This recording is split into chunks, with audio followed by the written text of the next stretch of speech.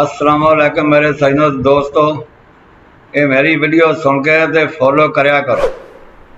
ताकि मेरी भी एंड हौसला अफजाई हो जाए। मेहरबानी होएगी। तैबा विच होवे मेरा घर कमली वाले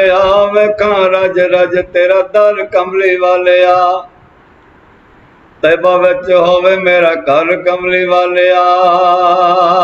वेखां रज रज तेरा दर कमली वाले होवन लगे जदों मेरी जिंदगी दा खात्मा होवे तेरे कदमां च सर कमली वाले वेख लवां रोज दियां नूरी नूरी जालियां करम दी निगाह दे कर कमली वाले वेख लवां रोज दियां नूरी नूरी जालियां करम दी निगाह दे कर कमली वाले तेरे अखलाक दियां ज़मीं आसमान उत्ते खुलियां हवावां फल फल कमली वाले तेरे अखलाक दियां ज़मीं आसमान उत्ते खुलियां हवावां फल फल कमली वाले दीद तेरी पाउण दा मदीने विच आउण दा